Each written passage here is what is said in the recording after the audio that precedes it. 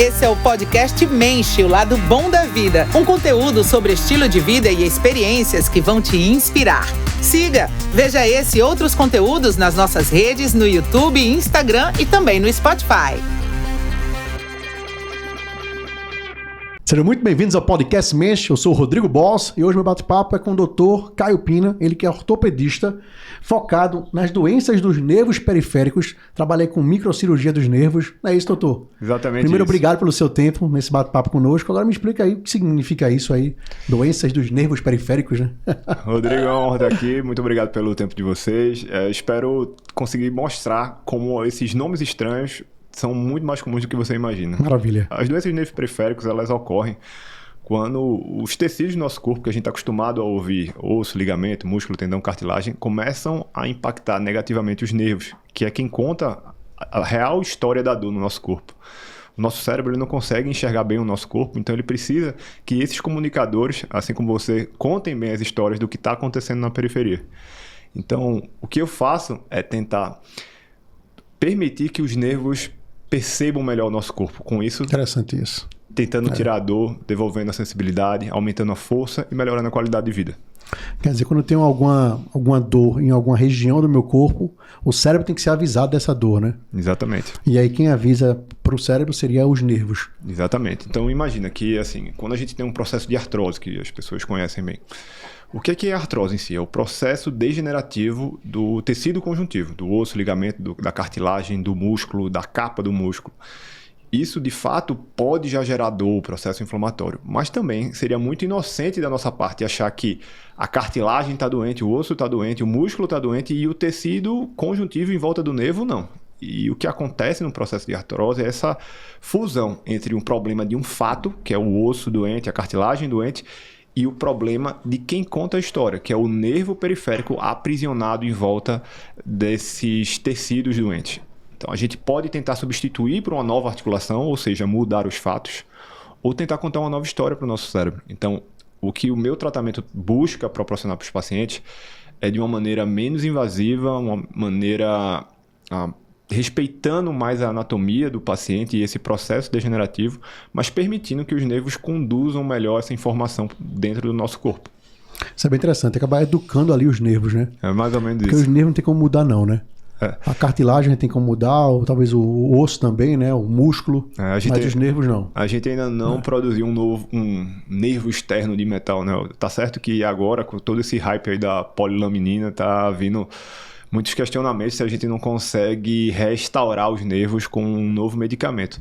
Mas sem querer entrar em polêmicas aqui, ainda precisa de mais estudos, né? Porque por mais que a gente prove alguns resultados positivos e impactantes, assim como os que eu compartilho nas minhas redes sociais, a gente tem que ter trabalhos sérios, controlados e que respeitam o método científico. É tão interessante, cara, você falando sobre uma coisa tão minuciosa, né? E a gente falar aí de nervo, de cartilagem, de cirurgia, né? Parece algo, claro, para você é comum, né? Mas parece que você consegue transmitir com muita facilidade. Você sempre foi assim, muito estudioso na área da medicina, você desde criança quis ser médico. Cara, como é que nasceu isso, de virar neurocirurgião, né? Eu sou ortopedista, né? Não é tanto minha área, a neurocirurgia, até outra especialidade, mas assim, essa é uma história bem interessante. Quando eu era criança, assim, uma das coisas que eu gostava muito de fazer era assistir filmes de ação com meu pai, né? Eu achava que eu ia ser o Rambo quando crescesse, entendeu? Tipo, eu resolver tudo na base da faca. Mas aí a gente vai crescendo, vendo que o Brasil não entra em guerra, a gente é um país bem pacífico e fui deixando isso pra lá. E como toda criança, fui brincar, jogar esporte. Eu era razoavelmente bom no basquete. Cheguei à seleção pernambucana, fui capitão durante alguns anos, virei bolsista na minha escola, lá no Colégio Marista São Luís, que é uma escola lá da Zona Norte aqui do Recife. E, poxa, eu tinha um respeito e uma honra muito grande pelo meu treinador, sabe? Eu sempre admirei muito meus professores e treinadores e eu queria ser igual a ele quando crescesse. Então, assim que eu me formei, eu fiz vestibular para educação física. Eu era estudioso e passei em primeiro lugar, mas quando eu estava numa roda de amigos, assim, a gente comemorando, né, pensando, poxa, que legal, daqui a 10 anos eu vou ser neurocirurgião, vou ser cirurgião plástico, diplomata, porque meus amigos eram bem estudiosos, até mais do que eu. Então eles sempre me puxaram muito, sou muito grato a Deus por tê-los na minha vida. E eu pensei, poxa, cara, daqui a 10 anos o alemão, né, meu antigo treinador, e ainda ia estar trabalhando, e o que eu tô querendo tirar o lugar dele, fiquei meio perdido, assim, sabe? Então, eu cheguei em casa meio perdido. E minha madrinha, que é uma pessoa que tinha um carinho muito grande, ela estava sofrendo com uma doença neurodegenerativa, sabe? Ela, esclerose lateral amiotrófica, conhecida como ELA. E quando ela veio me dar os parabéns, eu fiz, pô, tia, eu não sei se é bem isso que eu quero e tal. Contei a ela mais ou menos a história. Ela falou, meu filho, você sempre foi tão estudioso, menino inteligente, simpático, gosta de cuidar das pessoas. Por que você não vira médico? Aí eu fiz, poxa, tia, por que não? Aí ela, eu vou rezar para Nossa Senhora de Fátima para você virar médico. Já tinha a ambiência dos amigos positivo, né? Exato. Já estudava bastante, né? Tinha uma base muito boa de um colégio como Marista São Luís, né? Referência nacional, e que aqui na Zona Norte do Recife sempre foi um colégio de referência. Você passou em primeiro, né? Para educação física, então por que não tentar medicina, né? Foi exatamente. Mas é desafiador, né? Foi bem desafiador, assim. Eu lembro quando eu cheguei tem um cursinho para vestibular famoso aqui na nossa cidade, né? Que eu lembro que o dono do cursinho chegou para mim, com esse seu jeitão aí, eu acho que com 2, 3 anos tu passa. Daí eu fiz, o que é que eu preciso para ser aprovado no primeiro ano? Ele fez, a gente tem uma prova aqui semanal, você tem que tirar acima de 8 todas as semanas. Então eu me dedicava semana a semana, aquilo ali para mim virou como se fosse um treino mesmo, sabe, do basquete. Assim. Eu tentei pegar a mesma disciplina do esporte, trazer para os estudos. E graças a Deus consegui ser aprovado. Criou essa rotina, né, da disciplina, criou essa rotina de sempre tirar acima de 8. Nas provas semanais, né, que ele chamava. Mas o intuito de passar de primeira no cursinho, né, de passar no primeiro ano para medicina, era por uma necessidade de urgência de entrar na faculdade ou de não... Era por motivo, não querer fazer mais cursinho? Pô, eu quero fazer um ano só isso aí. Cara, não foi bem uma conversa assim com minha mãe. Meu pai, ele é uma pessoa que ele começou alguns cursos superiores e ele nunca concluía, assim, sabe? Então, quando eu já desisti de educação física, minha mãe ficou bem preocupada. Graças a Deus nunca faltou nada lá em casa, a gente tinha condição de muita coisa, muito mais que a gente que mora no Brasil sabe o que é dizer Perfeito. Que não tem dinheiro aqui no Brasil, é bem diferente, né? Então, mas minha mãe ficou muito preocupada e aí, vai ser quantos anos aqui se dedicando? Será que vai começar a medicina e vai desistir? Vai começar outra coisa e vai desistir? Eu quero saber o que é que você vai fazer da vida, eu preciso de uma decisão. E eu disse, não mãe, me dê um ano, eu vou me dedicar nesse um ano como a senhora nunca viu e... eu vou ser aprovado. Agora entendi. Então... Como tinha referência então do pai, que fez vários cursos superiores, mas nunca concluiu nenhum, né? Eu tenho um amigo que era mais ou menos assim, até da área médica hoje em dia. Ele começou com administração pulou para economia, de economia foi fazer medicina, de medicina foi para odonto, aí de odonto se formou, odontologista, tal, não sei o quê, odontólogo, né? E foi dentista durante um tempo, e depois agora voltou, depois de velho, né? Voltou de novo para fazer medicina. Foi bem assim. Então, essa referência aqui, só um exemplo prático, né? Do seu pai, como já fez vários cursos, então sua mãe, a preocupação é, poxa, entrou educação física, já saiu, vai querer medicina, não vai passar, né? Aí vai desistir, aí não vai fazer curso nenhum. Exatamente. E na vida, então eu queria mostrar para ela que era capaz, né? Que era capaz. Desafio, porque uma das coisas da nossa vida é que a gente tem que ser... Tem que ter decisão do que a gente vai fazer, né? Nos nossos caminhos. Até porque, independente do que a gente faz, seja você comunicador ou até auxiliar de serviços gerais, você tem que estar decidido o que você vai fazer. Não, hoje meu objetivo aqui, pelo menos na minha cabeça é isso. Eu vou entrar, eu vou resolver essa bagunça que está o armário, eu vou resolver essa bagunça que está esse quarto e vou sair, né? Então... Na minha cabeça, até como médico sempre hoje em dando dia, o melhor, né? É sempre dar o melhor e você também ser aquela pessoa que entra, resolve e sai. É o que eu acredito que o cirurgião faz, entendeu? Na faculdade de medicina a gente tem a primeira grande escolha é se você vai ser cirurgião ou um clínico geral. O clínico geral ele faz um pouquinho de bem todo santo dia. O cirurgião ele entra para fazer bem ou mal muito de uma vez só. E eu não quero dizer qual o caminho melhor, eu acho que isso não existe. Claro, são escolhas e tem que ter mercado para todo mundo. Exatamente, né? Exatamente. Mas esse caminho de você ter altos riscos e altos retornos, para mim, é mais... sempre foi mais interessante. Então, eu tomei essa decisão cedo na Faculdade de Medicina de ser cirurgião. Mas volta um pouco na cronologia do tempo. Então, você fez um ano de cursinho e aí conseguiu passar. Exatamente. Eu fui aprovado no vestibular da Universidade Estadual de Pernambuco e da Federal também. Você passou tanto na UPE como na UFPE. Isso, passei na UPE quanto na UFPE. E decidiu por qual? Decidi pela UPE. A UPE também ficava na Zona Norte. Eu tinha já alguns amigos que estavam lá também. apesar de hoje meu anestesista e meu melhor amigo desde a infância ser médico pela UFPE, mas eu tinha esse carinho pela UPE, que tinha sido a faculdade que formou uma tia minha, também médica, lá pela Faculdade de Ciências Médicas de Pernambuco. Minha outra tia, ela era professora do pós-doutorado de odontologia, então era uma faculdade então que me chamava atenção. Ali afetivos, né? Exatamente. E aí dentro da faculdade foi que essa decisão, então, de seguir para cirurgia. Mas em que momento surgiu isso, né? Porque na faculdade você vai fazendo tudo, né? Inicialmente, né? Eu era aquele aluno... para todo mundo, né? Veja, eu acredito que boas pessoas são bons médicos, assim, sabe? Então eu acredito que tanto você quanto várias outras pessoas poderiam ser bons médicos, basta acreditar e querer. E porque em cada período você é exposto a experiências novas e interessantes. Você, quando estuda cardiologia, é muito interessante, nefrologia é muito interessante. Então, a cada período, eu pensava, não, eu vou fazer isso. Aí, 6 meses depois, você conversava comigo, eu já queria fazer outra coisa, e eu mudei muito ao longo do curso. E os professores que são práticos também influencia também, né? Com certeza. Você tem uma aula melhor com um professor vascular, né? Você, pô, eu quero ser cirurgião vascular. Exatamente. Aí chega outro, né, com clínico geral. Você, pô, é tão bom ser clínico geral, né? Exatamente. Eu via isso, mas eu lembro de ler um livro, tem um guia em inglês que se chama Como Escolher Sua Residência Médica. Porque como eu gostava de tudo, eu fazia, pô, eu só não quero fazer psiquiatria, o resto eu consigo encarar. Mas eu tinha que tomar uma decisão, mais uma vez, como assim, na adolescência. Então, eu li esse livro e eu vi que, pô, a gente tem essa grande escolha, ser cirurgião ou ser clínico geral. E aí, já perto do final da faculdade, eu escolhi por ser cirurgião. E eu lembro que quando eu estava perdido, assim, num almoço de família na casa da minha avó foi uma pessoa muito importante para mim, foi ela que me ensinou a estudar, me pegava na escola. E no meio da conversa, né, que o pessoal falava, faz anestesia para ganhar dinheiro, faz cirurgia plástica para me deixar bonita, a voinha me falou assim, meu filho, faça qualquer coisa, só resolva a dor nas minhas pernas. Então, como eu tinha um primo de segundo grau que era cirurgião vascular, já tinha operado as varizes da minha avó e a dor não tinha passado, só sobrou o ciático. Então eu pensei em fazer ortopedia, também teve esse cunho familiar na decisão. E entrei na ortopedia pensando em fazer cirurgia da coluna, mas terminei indo para cirurgia da mão e dos nervos periféricos, porque eu tinha medo dessas grandes cirurgias de coluna em que a gente corre alguns riscos. E eu senti na microcirurgia uma possibilidade de fato ajudar com essas dores estranhas, pesadas nas pernas dos idosos de uma maneira menos arriscada e menos invasiva. Então é basicamente isso. É bem interessante isso, Caio, porque a cirurgia plástica às vezes é um glamour, né?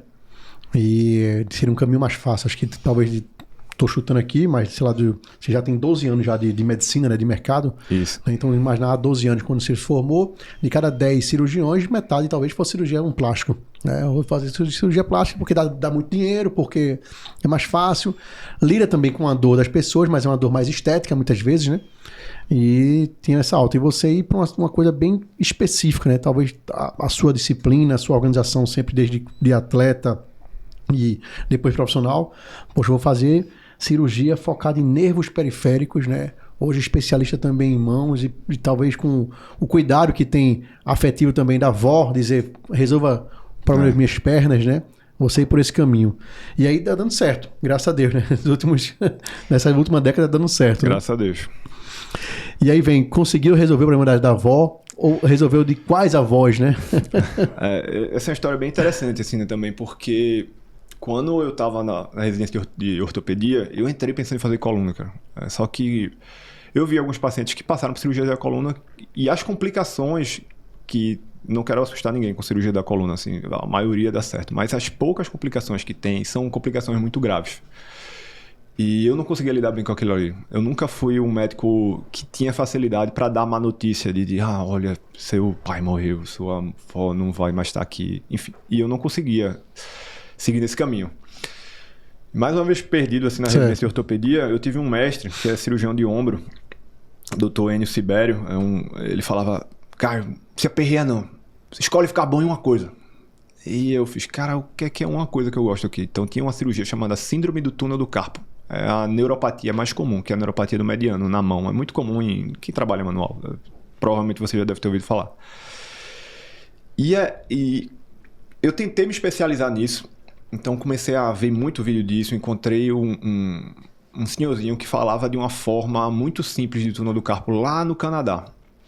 E ele mostrava que era possível operar a síndrome do túnel do carpo até no próprio consultório, com a roupa de casa, de um jeito muito simples. E eu olhava para a forma que a gente fazia isso no serviço público, aqui com o paciente internado, toda a dificuldade pré-operatória, aquela dificuldade do SUS, cirurgia cancelada. E eu fazia, meu Deus, é uma coisa tão simples, pô. Por que a gente não pode fazer igual esse carinha aqui? E assim, mandei alguns e-mails para ele mandou comprar o livro dele, mas eu peitiquei, como diria a gente aqui em Recife, tanto que ele me aceitou para ser um visitante lá em St. John. O nome dele é Donald Lalonde, é um dos pioneiros que a gente chama de cirurgia ambulatorial da mão.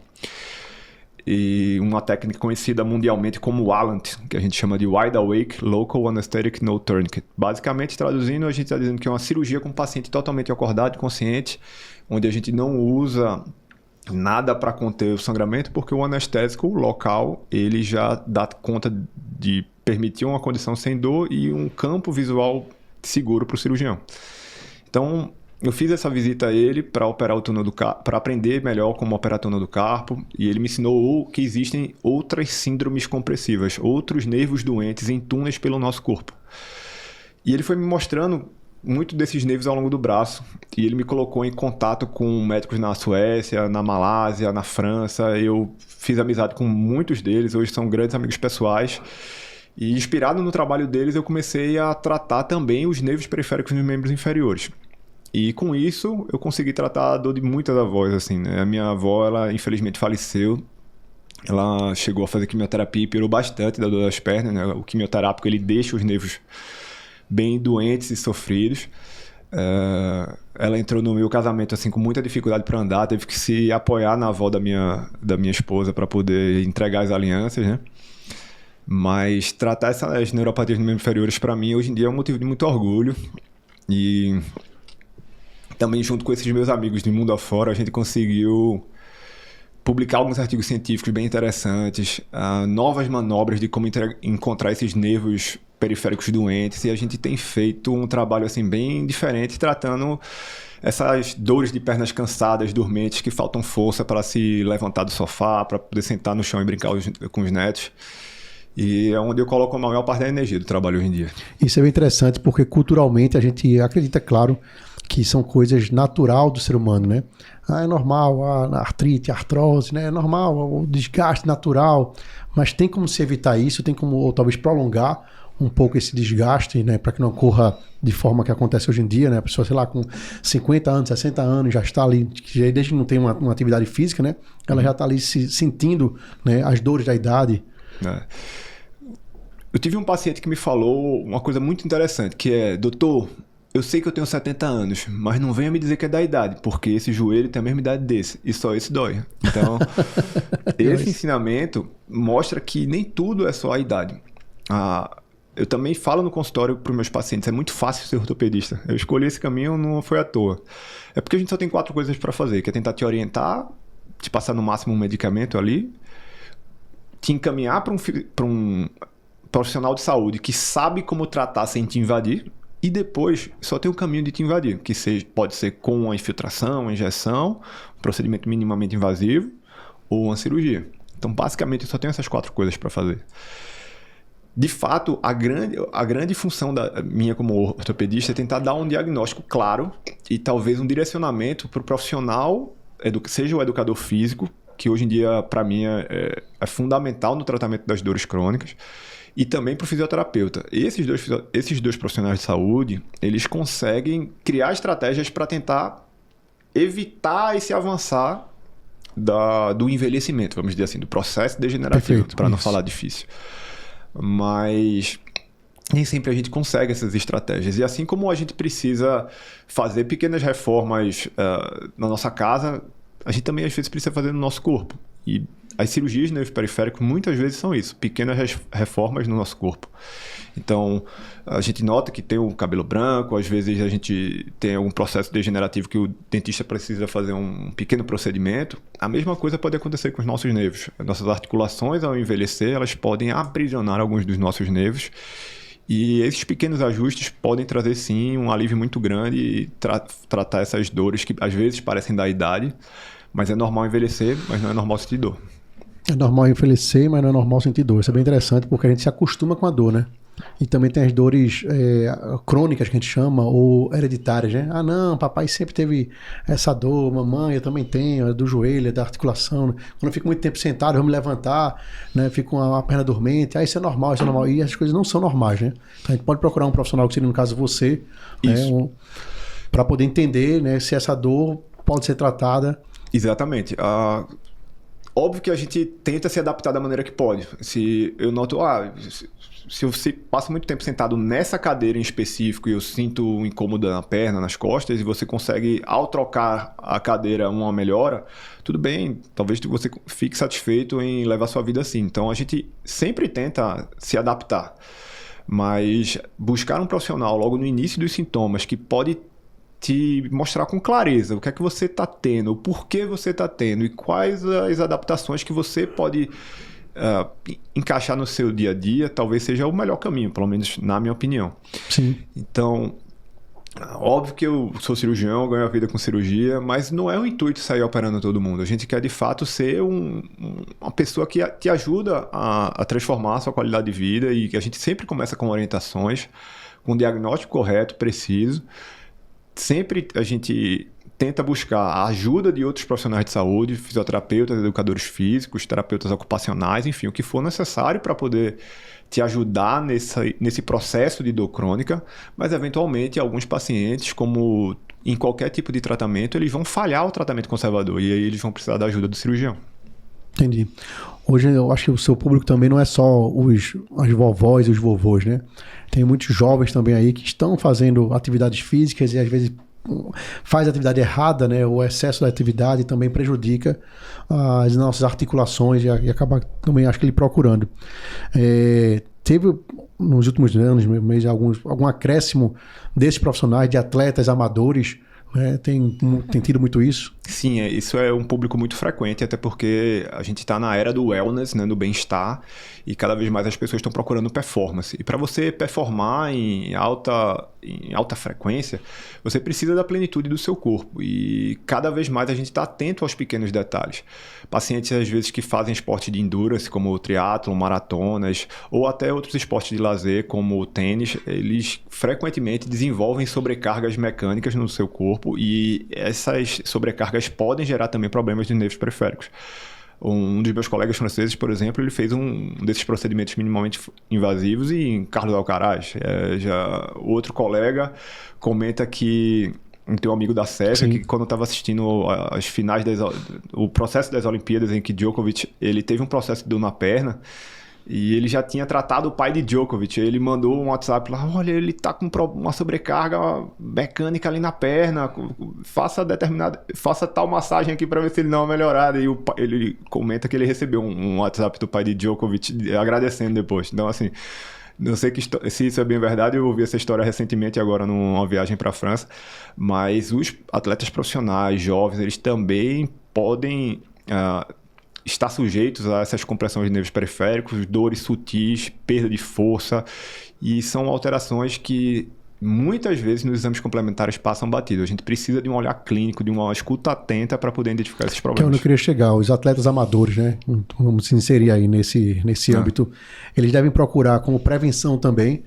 Cara, eu tô fazendo um crossfit, um triatlo, jogo tênis, né, com recorrência. Não tô questionando de nenhuma dor ainda, mas por precaução, por prevenção, existe uma análise clínica também para isso? Olha, sim, existe uma análise clínica possível para esses atletas, mas eu acredito muito que o médico ele tem um papel na prevenção. Por mais que nós sejamos treinados para ser resolvedores de problemas, ou seja, a gente não é treinado para prevenir, a gente é treinado para tratar. Perfeito. Mas eu acredito que o médico do futuro ele tem que se inserir como uma ferramenta de prevenção. Então eu tento estudar isso também, formas de orientar meus pacientes a como se exercitar, ou pelo menos direcionar a qual profissional correto ele tem que buscar naquele momento. Porque sempre que a gente tem qualquer mínimo problema, a gente tem dificuldade em saber. Procura um osteopata, um fisioterapeuta, um educador físico, um terapeuta ocupacional, a quem eu vou me reportar, apesar de eu não estar sentindo nada, mas eu queria garantir que eu não vou piorar. Óbvio que garantia no nome de saúde é sempre complicado. Assim, se eu vir a piorar, eu já sei quem procurar, né? Porque o corpo humano é complexo. Exatamente. Né? Muito. E aí você fala, muitas vezes, os ortopedistas, de modo geral, eles são muito especialistas em alguma coisa, né? Eu até brinco, você vai, sei lá, você tá com uma dor no ombro, né? Aí chega lá no ortopedista, não, cara, assim, não, eu sou do ombro esquerdo, né? Esse é do ombro direito, né? O cara, porra, é muito específico, né? Exatamente. E você amplia um pouco mais, porque quando você fala de nervos, você tá falando do corpo todo, né? Nosso corpo todo são nervos, né? E acredito que isso seja algo benéfico, a gente ter um profissional que consiga atender com precaução, com estudo, com um atendimento mais humanizado, né? Não só cuido dessa parte, né? Eu cuido do todo, né? E vou te ajudar nesse todo. Claro, se pensar em cirurgia específica, tem profissionais para isso. Mas acho que seria um caminho que a medicina vai seguir, né? Exatamente. Tanto que os franceses, eles têm tentado mudar o nome da especialidade, ainda não é uma especialidade formal reconhecida pelos conselhos, né? Mas eles chamam essa área de como se fosse uma subespecialização da ortopedia chamada de dinervologia, que ele chama de estudo dinâmico dos nervos. Então, os profissionais que treinam, que estudam essa área, a gente de fato busca ter muito mais sinergia com a parte de prevenção, exercício físico, fisioterapia e também do tratamento específico dos nervos. Então, acredito que essa é uma área bem promissora, até porque em várias outras áreas a gente notou que antigamente a gente era o super programador, né? E daqui a pouco se notou que precisa também de um olhar um pouco mais macro, que quando você fica especialista demais no assunto, é difícil de você se inserir no mercado. Então, eu acredito que tem espaço para todo mundo, mas um profissional com um olhar mais amplo, pelo que esses avanços mais recentes de inteligência artificial e tudo mais, a parte humana tem se sobressaído. Então, quanto mais a gente for humano, com um olhar amplo, acredito que esse profissional ele vai ter mais chance de ser no mercado futuro. Isso é bem interessante. Falando um pouquinho da sua especialidade também, você estava explicando aí, né? A gente está conversando nos bastidores, né? Como é que é o mesmo nome da sua especialidade? Bom, eu sou ortopedista e traumatologista de formação. Também sou especialista na parte de cirurgia da mão e microcirurgia, né? Que é uma especialidade que às vezes não tem um nome muito fácil, né? Mas ela foi criada num período de guerra porque se notou que era necessário um profissional só que dotasse conhecimentos de neurocirurgia, ortopedia, cirurgia vascular e cirurgia plástica. Porque antigamente, um soldado ferido na guerra, ele passava por vários procedimentos separados. E o cirurgião da mão e microcirurgião, ele tem essa especialidade como um todo. E dentro da área da cirurgia da mão, eu escolhi os nervos periféricos porque eu acredito que eles são responsáveis por muita coisa. A gente tem uma brincadeira na medicina que a gente diz assim: o médico acha que é Deus, o neurocirurgião tem certeza, né? Então, quando a gente cuida dos nervos, os nervos eles são o órgão mais importante do nosso corpo, né? Tanto que se a gente passa muito tempo sem se alimentar, o nosso organismo ele prioriza alimentar o sistema neurológico, tanto o sistema nervoso central quanto o periférico, porque é ele que comanda os músculos, é ele que faz a gente andar, perceber o ambiente e está sempre pensando numa saída. Então, busquei minha especialidade nos nervos periféricos, buscando uma saída para dores crônicas, para esse público que sofre assim em silêncio com dores difíceis de tratar. Tanto que hoje, um público bem frequente é as pessoas com fibromialgia, chegam muito no meu consultório porque eles ficam às vezes sem esperança. Então, no tratamento das neuropatias, eu busco encontrar ou materializar algo possível, independente de você ter fibromialgia ou não. Até porque a fibromialgia é uma doença do cérebro, onde o cérebro desprograma, tem uma percepção aumentada da dor. Mas os nervos periféricos são algo material, palpável, que a gente consegue modificar para poder melhorar a dor de algumas pessoas. E consegue ter soluções nesse caso? Sim, muitos casos, né? Apesar da fibromialgia ser uma doença incurável, segundo a Organização Mundial de Saúde, as doenças de nervo periférico, elas têm todo esse tratamento que eu falei, conservador e cirúrgico, mas em muitos casos a cirurgia é curativa, ela consegue devolver sensibilidade, devolver força, melhorar a qualidade de vida. Então, eu costumo dizer para os meus pacientes, olha, talvez eu não consiga tratar a tua fibromialgia, mas essa neuropatia aqui nas tuas pernas, a gente pode buscar uma cura através da cirurgia, porque a gente está conseguindo identificar um problema que está aqui escondido, que às vezes não mostrou na eletroneuromiografia, na ressonância, no ultrassom. Mas a gente consegue, no exame clínico especializado, identificar soluções que vão, de fato, modificar e possivelmente curar o paciente. Óbvio que essa palavra cura, ela tem uma responsabilidade muito grande. Tem alguns pacientes que têm aquela melhora significativa, mas não zero os sintomas. mas eu acredito muito no potencial que a microcirurgia de nervos periféricos tem para a vida das pessoas, e isso pode ser a solução de muitos casos de pessoas sofrendo, independente do nome da doença que a gente colocar. Até porque você vive disso, e como eu estou falando até no início, né? É bem legal conversar com você, Caio, porque você fala com naturalidade, é o seu dia a dia, né? E explica de uma forma tão simples, né? Para nós leigos, né? Assim, é tão interessante escutar isso. Como é que você concilia a questão vida profissional com vida pessoal? Eu sei que você atende, esse consultório onde você atende na Zona Norte do Recife, né? Falar sobre isso também, né? Você também tem parcerias em outras clínicas, mas tem também dias de cirurgia, né? De pós-cirurgia. Como é que é a vida do Caio Pina, doutor médico, e do Caio Pina, o cara ali, o marido, o tenista, né? O amigo.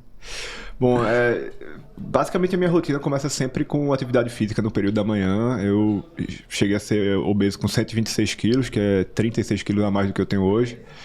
Quer dizer, isso depois da juventude, porque você foi atleta da juventude, já como adulto você... Exatamente. Na faculdade de medicina, logo após terminar a residência, casamento, tudo, relaxou. Eu dei uma relaxada grande e eu percebi que para cuidar dos outros eu tenho que começar a me cuidar melhor. Então, parte da grande mudança nos últimos anos tem sido uma rotina bem dedicada de atividade física. Levo meus filhos na escola uma boa parte dos dias, né? Divido com minha esposa. E começa essa rotina, de fato, bem corrida de qualquer profissional de saúde. Tento me dedicar a estar sempre dentro de um horário comercial. Graças a Deus, hoje eu não estou mais trabalhando tanto na rotina de plantão, final de semana. Trabalho muito durante a semana, mas consigo ter um tempo bem agradável. Assim, essa forma de me comunicar, eu atribuo muito à minha esposa. Assim, o fato dela ser advogada, não ser da área de saúde, me fez ter essa necessidade de me comunicar com gente feita da gente, assim, sabe? De não ficar usando tanto termo técnico em casa, até porque ela demonstra sempre muito interesse em saber o que eu estou fazendo. A gente conversa sobre o meu trabalho, sobre o dela, e a gente precisa se entender, né? E o médico, ele tem essa dificuldade, às vezes. Eu costumo brincar que o médico gosta de falar em latim ou inglês para parecer mais inteligente. E minha esposa me ajudou a me comunicar melhor. Então, eu tento ser um pai presente. Eu consigo levar meus filhos em atividades esportivas ao longo da semana. Tenho 2 horários nas tardes separados para eles. E... minha rotina é basicamente família é uma base muito importante, família é uma né? base muito importante. Como você viu nas outras respostas, assim, avós, pais, meus filhos, minha esposa são tudo para mim. Meu norte e meu motivo principal de seguir o que eu faço. Então eu tento conciliar todas as minhas demandas profissionais junto com eles, né? Um dos motivos da minha escolha do local do consultório foi justamente essa. Eu moro na Avenida Flor de Santana, que fica no bairro de Casa Forte. E meus filhos estudam numa escola que fica a 1 quilômetro da minha casa, e no meio do caminho, na Avenida 17 de Agosto, 777, fica a Clínica Vivoli, que é onde hoje eu faço a maior parte do meu consultório. Então essa escolha de proximidade, de estar sempre ali na região da Zona Norte, que foi onde eu nasci, criei, estudei. Então, assim, eu gosto muito dessas partes em particular da nossa cidade. E isso é bem interessante. Tentei me fincar. Até para quem nos escuta e nos vê, saber, né? Hoje em dia, acho que qualquer capital do Brasil, né? A gente está presente em 4 capitais fisicamente, né? A gente está em Recife, Fortaleza, São Paulo e Rio. Com equipe, com eventos de experiência, né? A distribuição física da revista está em 16 cidades, a maior parte no Sudeste. Mas nessas grandes capitais que eu acabei de citar e que a gente sempre frequenta, a gente sabe que o trânsito é algo determinante no decorrer do dia, né? Recife não é diferente, Fortaleza não é diferente de São Paulo, o trânsito é sempre muito ruim, muito caótico. Então você poder ter o prazer de morar perto de onde trabalha, eu acho que hoje é um luxo, né? Pô, o cara mora perto de onde trabalha. E ter os filhos ali estudando próximo também, você fala, pô, um raio de 1 quilômetro, né? Praticamente andando, digamos, né? Exatamente. Você consegue ir. Porque o nosso sol aqui não ajuda tanto, né? Se não fosse a temperatura da nossa cidade, eu acredito que eu ia andar mais. Se você estivesse em São Paulo, estaria melhor, né? Com certeza. Mas assim, é bem interessante isso. Então você mora e atende, né? Você falou da Vivoli, né? Vivoli. A Clínica Vivoli, na 17 de agosto. A Avenida 17 de agosto é uma avenida super bem conceituada e conhecida na Zona Norte do Recife, no bairro de Casa Forte. E a sua vida é praticamente por lá também. Exatamente. Pratico tênis lá 4 vezes por semana, também num clube de tênis, o Royal Tênis Clube, que fica ali perto. Minha academia, Clube 17, também fica na mesma Avenida 17 de agosto, mas no final da avenida. Então, assim, É uma região muito prazerosa. Quem tiver interesse em vir para o Recife, é uma área que não faz parte da parte turística, mas vale a pena conhecer, porque de fato é um bairro residencial bem agradável. Eu moro Zona Norte também, moro na Jaqueira, mas eu brinco dizendo que Casa Forte não é mais Zona Norte. Casa Forte é Casa Forte, né? Que é como se fosse ali o último bairro né? Claro, ainda tem né, Monteiro e Apipulcos, né? Mas é o último bairro ali da Zona Norte, perto já da BR, né? Isso. Quem vai lá no Google Maps vai se identificar. E eu digo, não, o pessoal de Casa Forte é bairrista ali, é eles com eles, né? Exatamente. E você acabou de trazer uma verdade, né? Fica muito dentro do bairro mesmo, né? Fazendo tudo. Exatamente. Hoje em dia, graças a Deus, por essa minha área de especialidade, eu recebo muitos pacientes de fora que sempre me perguntam: doutor, por que o senhor não vai atender em São Paulo? Não tem vontade de ir para a cidade grande? O senhor vai ganhar mais lá e tal? Eu falo, olha, nem tudo é dinheiro. Nunca foi meu guia, meu norte. A família sempre foi o primeiro lugar. Então é por isso que eu gosto demais desse bairro. O bairro de Casa Forte é um bairro de família para família, assim, né? Isso. É algo bem particular da nossa cidade de ser... É interessante você falar isso, porque certamente hoje você teria, não só aqui em Recife, mas em qualquer grande capital, você teria muito sucesso. Muito êxito naquilo que você faz. E é natural que muitos profissionais, até de residência, não perguntei onde você fez residência, por exemplo, muitos profissionais vão fazer residência no Sudeste, né, em São Paulo, para depois ganhar mercado, né? Já teve outros profissionais da área médica aqui conosco no bate-papo do podcast mesmo, e alguns deles sempre falavam isso: não, quando eu me formei, eu fui fazer residência com o doutor fulano e tal, que era especialista na minha área, lá em São Paulo. E aí depois de passar 3, 4 anos, voltei para Recife com a novidade e tal, ou ia para fora, né? Já teve outros médicos que fui para os Estados Unidos para poder buscar uma especialização, para poder voltar para cá. Veja, todo caminho é válido. Eu acredito muito que a gente tem que buscar onde está o nosso coração, mas a gente tem que ter essa curiosidade de estar inquieto para ter a melhor informação possível. Eu eu acredito que nos dias de hoje a informação está disponível, graças a Deus, para todo mundo, tanto aqui em Recife quanto São Paulo, Curitiba, Panamá, Japão, enfim. Isso está conectado. Basta você buscar.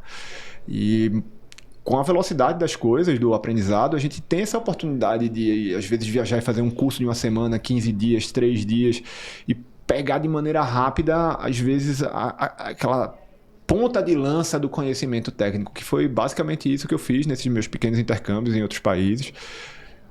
Essa possibilidade ela é palpável para qualquer pessoa, né? Assim, eu não tinha pais médicos que me facilitaram essas viagens, esse conhecimento.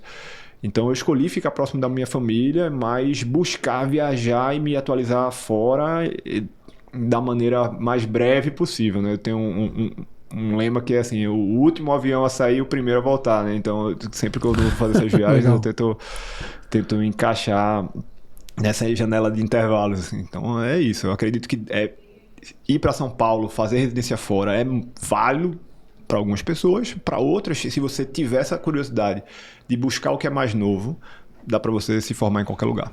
Porque você foi buscar fora, inclusive, como você falou, né, anteriormente, né? Você foi buscar fora, viajou ao Canadá e tudo mais, e tem hoje amigos cirurgiões e ortopedistas e médicos no mundo todo, né? Isso. E essa conexão é interessante, e sempre está estudando o que é que está se fazendo de diferente, né? O que é que se pode se adaptar para melhorar, né?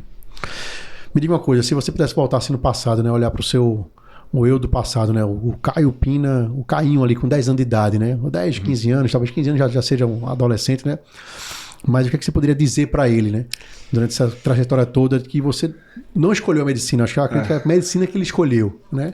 Acho que você poderia dizer para aquele garoto ou aquele adolescente, se pudesse voltar no passado e se encontrar com você mesmo. Cara, eu diria, confie mais em você.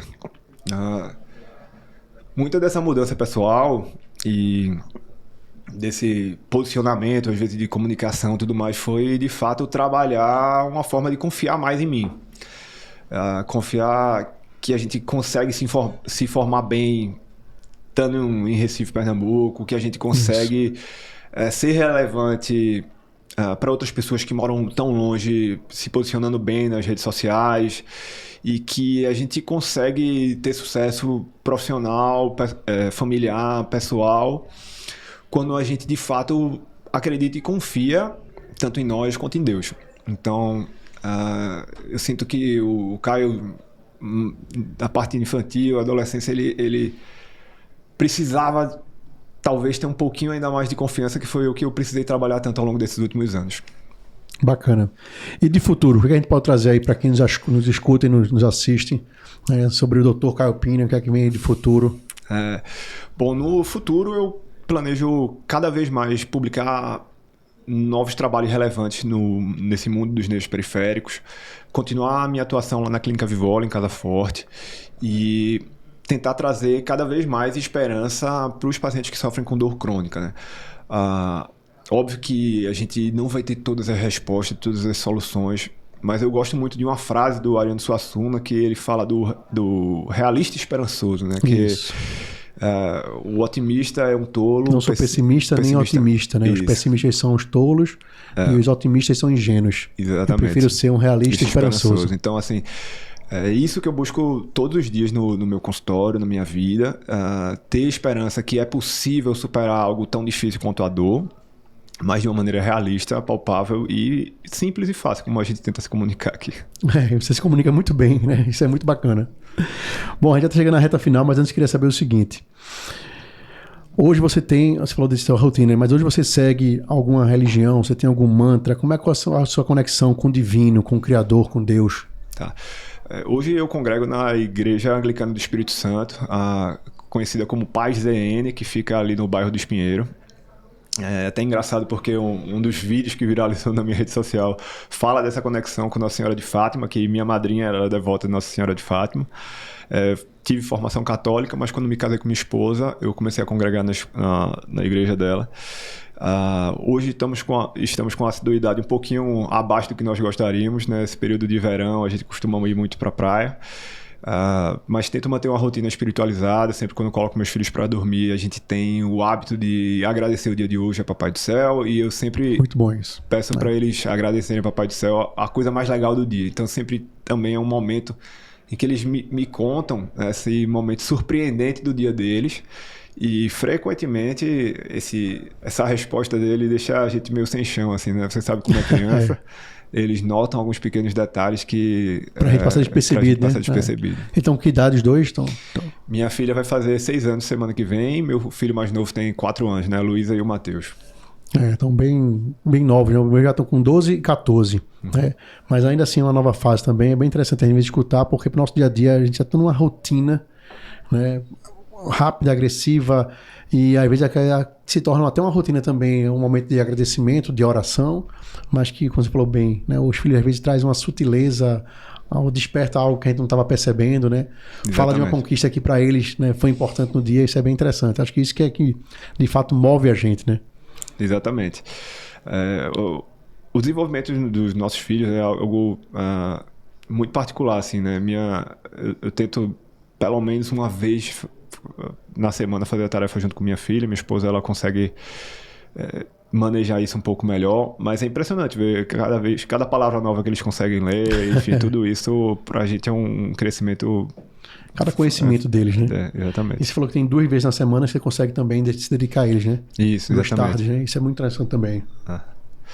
Eu consigo levá-los no judô, ginástica. A gente isso é bom. Frequenta também. Os meus, eu tenho um dia do mês que eles trabalham comigo.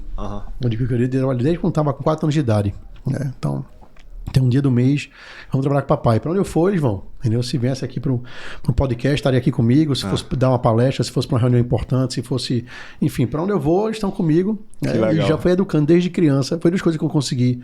2 rapazes, né? Educar, assim, eu digo, uma participação minha, né? Essa questão de estar nos lugares e saber se comportar, né? Então fica aqui e tal, não sei o que, então desde criança. E de cortar o cabelo, de ir no barbeiro. Né? Desde novinho eu levava no barbeiro, mostrava que era legal, tal, não sei o que, eu corto a tesoura. Porque eu tive sobrinhos antes de filhos, né? E ver a dificuldade que minhas irmãs tiveram com os sobrinhos, né? Com meus sobrinhos de levar pra cortar o cabelo, né? Eu não ficava com medo do receio da tesoura, não ficava quieto na cadeira, tal, não sei o que. Então fui educando e até hoje eles eu me dei bem, né? Claro, fora também a questão religiosa, eles estudam, a gente mora na Zona Norte, como falei, na Jaqueira, eles são líderes religiosos no colégio, são muito envolvidos, né, nos eventos sociais do colégio também, são, né, bem participativos. E isso eu acho bem interessante também de seguir uma liderança própria deles, né? Não é ser só líder na turma, mas ele assumir a autoliderança, né? Acho que a gente às vezes demora nisso, a gente fica muito criança, adolescente, esperando que os outros ditem nossas regras, né? O nosso ambiente favorece às vezes isso, a gente espera que a aceitação dos outros, até quando a gente toma o nosso próprio prumo, né? Foi o seu caso, né? Você já estava como um aluno em educação física, teria grande êxito, como você tem hoje também. Eu acredito nisso, porque você seria uma pessoa que já faria o melhor, entregaria o melhor. Mas de educação física, você desistiu para fazer medicina. E foi uma risca, né? Vou passar um ano estudando para conseguir, e quando de fato conseguiu, depois, vou me especializar nessa área, vou entrar. Então, sempre se dedicando no melhor. Eu acho que isso, para qualquer profissional, é uma grande ferramenta, um grande diferencial competitivo, né? E você dar o seu melhor, fazer sempre o melhor, né? Você vai ter êxito naquilo que você faz. Caio, seguinte, para a gente poder finalizar, eu queria saber primeiro seus arrobas, né? Você já falou do endereço lá da clínica, mas quem quiser lhe achar, né, achou interessante, quer fazer uma consulta com você, quer tirar uma dúvida, quer tomar um café, enfim, como é que a pessoa lhe acha, quais são suas redes sociais, site, endereços? Bom, quando hoje uma pessoa busca me encontrar, o lugar preferido para mim são as redes sociais. Então, se você colocar tanto no Instagram quanto no TikTok o @drcaiopina, Caio com C, você vai me encontrar facilmente. Também tem um canal no YouTube que varia um pouquinho, é o dr.caiopina. E lá tem site, eu tenho algumas landing pages com telefone para contato, agendamento, mas pode mandar uma mensagem no Instagram, TikTok, YouTube, todos os comentários e mensagens sou eu que respondo, né? Exceto algumas automações. No dia de hoje a gente tem que utilizar, porque não dá para estar conectado, né? Sempre. Mas enfim, pode agendar lá na Clínica Vivoli, de Dr. Fernando Baixo, cirurgião plástico. Eu alugo lá o espaço. É um lugar onde eu tenho muito prazer e vai ser uma honra receber vocês. Maravilha. Então já sabe onde encontrar. Todos esses links também estão aqui na descrição do texto aqui desse vídeo e desse áudio. Caio, para a gente poder finalizar, eu queria uma frase, uma citação, um pensamento, algo que te estimula, que pudesse estimular também quem está nos assistindo e nos ouvindo. Acho que você já começou dando um spoiler dessa mensagem. Acredito que a frase do Bernardinho de independente do que você faça, dê sempre o seu melhor, sabe? O Bernardinho foi um grande treinador da nossa seleção brasileira, um motivo de orgulho e sempre um grande pensador quando a gente está falando de desenvolvimento pessoal. É algo que eu sempre carreguei desde o período de atleta, na faculdade de medicina e hoje em dia na residência, onde ele sempre tem o cuidado de dizer: não seja sempre o melhor a qualquer preço, mas dê sempre o seu melhor. Perfeito. Faça chuva, faça sol, dê sempre o seu melhor. Então, eu vi uma frase recentemente que quando a gente não dá o nosso melhor, é como se a gente tivesse negando a outras pessoas o dom que Deus nos deu. Então, é isso que eu tento fazer nos dias de hoje, dar o meu melhor, cuidando de você que está sofrendo com dor, seja nas pernas, no braço, onde eu puder ajudar. E, eventualmente, tem problemas sim que eu não sei como ajudar, e alguns pacientes que já passaram por essa etapa lá no meu consultório, que chega com um problema que eu não sei a solução, eu também busco me empenhar em achar junto com você quem é a pessoa que vai resolver. Porque esse é o meu melhor, de fato, eu tentar te ajudar a buscar uma solução. É isso aí. Mais uma vez, Dr. Caio Pina, obrigado pelo seu tempo. Prazer. Obrigado a todos vocês que nos assistiram e nos ouviram. Estamos gravando aqui do estúdio Offbox, aqui em Boa Viagem, Recife, um grande parceiro da revista Mensch, o estúdio Offbox. Se você quer também disseminar o seu conteúdo, fazer seu podcast, entre em contato com eles, está a descrição no áudio, está aí na tela também o @ deles, para que vocês possam ter esse espaço também para vocês. Também agradecer a Trevis Tech, que está me investindo hoje. A Trevis está aí trazendo sempre novidades. Essa, inclusive, é uma camisa tão bonitão hoje, doutor Caio? Tá bem. Uma camisa gola média, né, diferente, tecnológica, confortável. Vou passar o dia todo com ela, o dia vai ser longo. Então, obrigado aí, Paulinho da Trevis. Se você quer adquirir também sua roupa com conforto, qualidade, entra aí na Trevis Tech. Tá aí também o endereço na tela para vocês, tá? Também agradecer ao pessoal da Homem do Sapato. Estou usando aqui hoje Homem do Sapato, diretamente aí de Fortaleza. Obrigado, meu amigo Jonathan. E tá no site também, Homem do Sapato, quem quiser aí tá bem calçado, né? Por fim, agradecer a vocês pelo tempo, pela paciência e audiência. Desejar a todos aí sucesso e muito êxito na carreira e na vida. Fiquem todos com Deus. Até nosso próximo podcast. Valeu! Você ouviu mais um podcast Mensch. Siga-nos nas redes sociais, compartilhe esse conteúdo e fique ligado no próximo.